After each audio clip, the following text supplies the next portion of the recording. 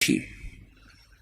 उसकी उस बहन की बहन जो है, उसका पति शराब बहुत पीता था, और उस जो जिस बहन ने यहाँ दीक्षा ली थी उसका भी ऐसी सतीथी थी। उसके पति ने शराब छोड़ दी थी और नाम ले लिया, और एक बिल्कुल स्वर्ग के तुल घर हो रहा था।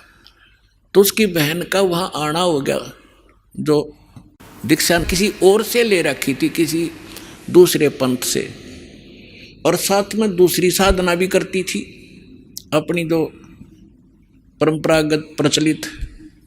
उसका पति शराब पीता था, बहुत पीटता था, कभी गली में भी खड़ी कर देता रात में शराब के नशे में।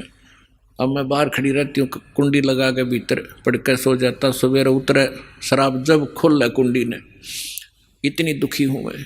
तो उस बहन ने कहा कि आप मेरे गुरुजी के पास चलो, वहाँ नाम ले लो और तेरा पति भी शराब छोड़ देगा। तो वह बहन उसके अपनी बहन के साथ हमारे पास आ गई करोथा आश्रम में। जब थोड़ी सी संगत थी, हम ऐसे बाहर बैठे सारा बैठे रहते थे, सारे 10 20 50 100 भक्त आते थे दिन में, मुश्किल से 10 20। तो मैंने पूछा बहन कहाँ से आई? तो उसने बता दिया मेरी सिस्टर है, और इसका पति बहुत शराब पीता है, और रोज पीता है, इसने बुरा हाल कर रखा है इसका, और नौकरी करता है, एक चवन्नी घर पर नहीं छोड़ता, सारी पी जाता है, बच्चे भी भूखे रहते हैं कई बार। तो मैंने कहा बहन फिर दीक्षा लेनी पड़ेगी आपने, भगवान फिर धीरे धीरे सद्बुद्धि देता है, परिवार के अंदर भगवान प्रवेश हो जाता है, और ये पितृभूत भी प्रवेश करके वहाँ उत्पात मचाते रहते हैं, फिर वो भाग जाते हैं, सद्बुद्धि आती है। तो मैंने पूछा आप क्या साधना करते हो? उसने बता जी मैं ऐसे ऐसे धन धन सतगुरु अणा का नाम ले लिया, गुरु जी का ले रही हूँ 4-5 वर्ष से। तो हमने कहा बहन देखो, चलो ठीक है, वहाँ जो तुमने नाम लिया, लेकिन अब यहाँ भक्ति, यहाँ नाम लोगे तो सब पिछली पूजा छोड़नी पड़ेंगी, ना बीड़ी पीनी, ना शराब, ना पीने के लिए सहयोग देना किसी को, और ना कोई व्रत रखना। मैं कहने लगा बहन बीड़ी क्यों पीती है तू? न बोली जी बीड़ी मैं पहले ना पिया करती, नाम लेने के बाद पीने लग गई। मैं कहा कमाल की बात है, दीक्षा लेने पीछे पाछे छोड़ा करें कि बुराई ग्रहण थोड़ी करते हैं।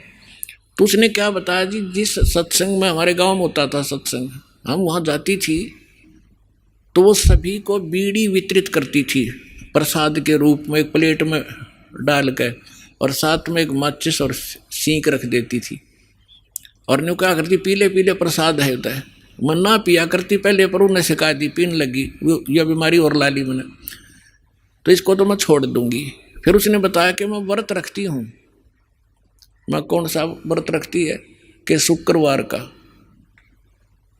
मैं बोला बेबी बहन ये सभी जो व्रत त्यागने पड़ेंगे जो भक्ति करना चाहती है। ने बोली जी व्रत ना छोड़ूं मैं। उसकी बहन कहने लगी जब तक तू कह रही थी मैं सारी बात मान लूंगी, अब तू व्रत पड़ेगी। मैंने उसे पूछा बहन इस शुक्रवार का व्रत क्यों रखती है तू, किस लिए? तो वो कहने लगी कि मैंने कथा, क्या क्रिया होती है इसमें, क्या लाभ है इससे? वह कथा सुनाती है कि एक का पति विदेश चला गया था कोई काम धंधे के लिए। ऐसी कथा है संतोषी माता के व्रत, शुक्रवार के व्रत से क्या लाभ है वो बताने लगी। और फिर उसकी काफ़ी वर्ष हो गए थे, उसके पति ने दूर चला गया, उसका भूल पड़ गई, घर नहीं आया। संतोषी माता एक बहन को दिखाई दी उसको, जिसका पति बाहर गया हुआ था दूर देश में, और उसने बताया कि तू मेरे 16 शुक्रवार के व्रत रख ले, तेरा पति घर आ जाएगा। तो उसने 16 शुक्रवार के व्रत रखे, और 16वां शुक्रवार का जो व्रत था उसका पति घर आ गया, इसलिए उसकी पूजा करती हूँ। और मैं 13 रोज आवर रोज गड़े तो गड्ढे की शुक्रवार के व्रत ने अकल की चोर। चलो उसका तो पति दूर चला गया था, उसकी तो बुला लिया उसकी संतोषी माता ने, तेरा तो डेली आवर डेली गड़े तने, और फिर भी शुक्रवार का व्रत है कल तुम्हारे अंदर। तो यहाँ परमात्मा कहते हैं